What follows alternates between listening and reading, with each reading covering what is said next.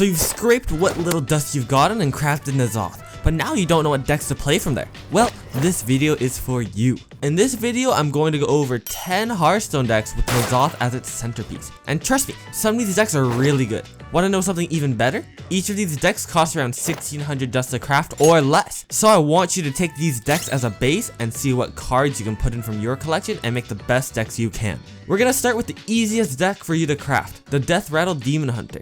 Now you might know, Death Rattle Demon Hunter is kind of a good deck right now, and this budget version helps you keep that pattern. Instead of running cards like Death Speaker Blackthorn, you've got your Alexstrasza to finish and a bit of early game and cheaper Death Rattle to put on the board presence. And as you can see right here, I'm going against one of the previously best decks, Libram Paladin, and putting on the pressure right now. Let's just push some damage, fellas, before the Libram of Hope comes out.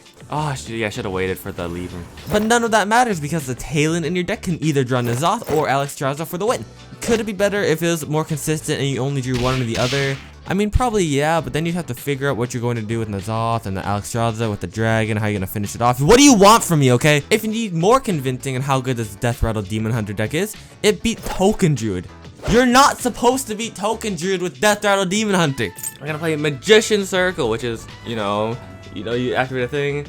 And it's like, okay, play Magician Circle, and then you're like, okay, I'm gonna Mystical Space Typhoon, even though that doesn't work in real Yu-Gi-Oh! But you have a Mystical Space Typhoon, okay? And then you Mystical Space Typhoon, and then you go, okay, well, we're gonna Mystical Space Typhoon, what's gonna happen? I'm gonna get Arbor? Oh, shoot. Oh, Soul of the Forest isn't that bad. Okay, so I'm not gonna say I hate Druid, but I hate Druid. But even better is how this deck runs Fel Rattler to help deal with the tokens. And now I can finish off with some budget rush cards like Fishy Flyer. And if you want to hear more of my stupid little ramblings on stream where I totally don't lose control of the chat. Dude, now they're trying to hack me. What? They're going from rebellion to like a coup. First of all, why are we stoning people? Welcome to the Rice Bowl. I'm currently losing control of the chat. Oh no, we're gonna bring you to the room. Oh, it's coming. It's coming. Oh my goodness.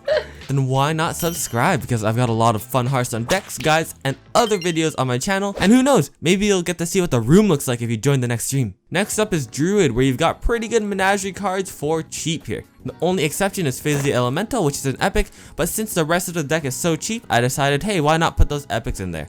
Plus, you can put Scrapyard Colossus in there if you really don't have the fizz. You can start off with a busted opening hand with Overgrowth and Wild Growth, and after that, just keep playing your tempo like a good mid-range deck you are. And if you keep doing that, you'll eventually get N'Zoth in your hand and keep winning the endgame. Oh my! Okay, fine. I'm gonna prove to you how good this deck is, so just watch the turn 1. Alright, we're not stupid. Oh my gosh, this is why we love Druid. 1, 2, bam! And remember how good Twilight Runner is, even if you just play it as a card, because there's a Lightning Bloom and a Fizzy Elemental. And now you see why Fizzy Elemental needs to be in this deck. We still got 8 more decks, but you should know I made a non-budget version of that Druid deck, so check that description right after this video so you can look at that. But after looking at 2 good decks, you'd think the other decks would be just as good, right? Let me introduce to you classes which have no support from N'Zoth whatsoever, but I still made them into a deck because I hate myself. Yay! Also, I still won with one of the decks, so have at it. The first one is Hunter, which I guess you can say has beasts, but that's about it. And how did I win with Hunter, you may ask?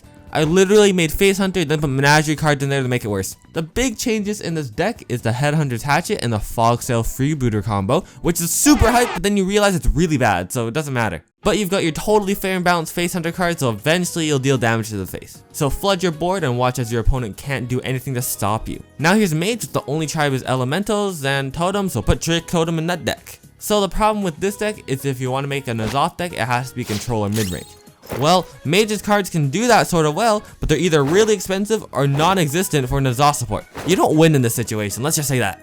That combined with Rogue doing some rogue stuff makes me think this deck isn't really that good. Also using Mancreek makes Frostweave Dungeoneer a bit worse, so you've got to take one out for the team, alright? Or just not play the deck in the first place. That's probably the better option, let's be honest. But on the bright side, this is the first deck I was able to play N'Zoth in. Playing N'Zoth also lost me the game in this situation, so Trick Totem. Play it. Why is the next Paladin deck named Sorry?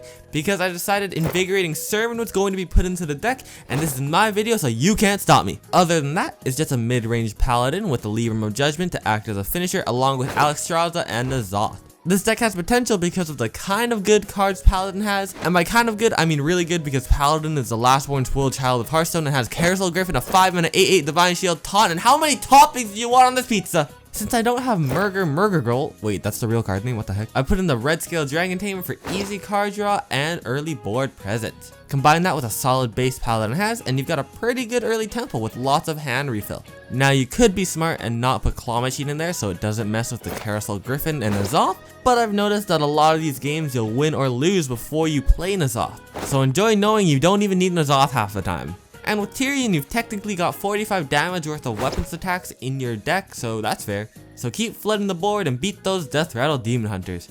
And keeping with the patterns of decks with potential, we've got a Priest deck which kinda sucks without any expensive cards, so there's that. The idea is Rally Priest without the epic cards, so basically it turns into rallying for tempo instead of rallying to make your opponent wish they were never born. This deck runs the Holy Spell package too, so you've got Rally, your Draconic Studies. Wait, what? Okay, never mind, Draconic Studies isn't a holy spell, so I guess whoever wants to change that can change it. But that doesn't matter because no matter what you do with this deck, Dragon Maw Sentinel, Circus Amalgam, and Light Shower Elemental is going to be good enough to make any aggro deck really sad. And if you really hate Phase Hunter, put Condemn in there, it's actually a holy spell. But to be honest, Light Shower Elemental is probably good enough. And if it's not good enough, you got a card which you're probably questioning, the Burning Blade Acolyte in play as well. But as they say, every class that can play N'Zoth must have another class that cannot play N'Zoth. Who said that? I said that. Looking at the Rogue collection, the only minion tribe they really have is Pirates and this one mech. So basically, what I did, I made Miracle Rogue, took out the good cards, then put in the not good cards. You know, all the rogue stuff, play your Foxy Fraud, combo with Swindle, and all of that stuff. Also use your Jandis Barrows to get some minions and then Shadow Step it to make your opponent cry. And if you didn't get Jandis for free, don't worry, this deck isn't good anyways. But that doesn't matter because somehow I'm still coming up ahead on the board. I'm at 15 health and looks like I'll be fine, right? I think Priest is underrated. What the heck?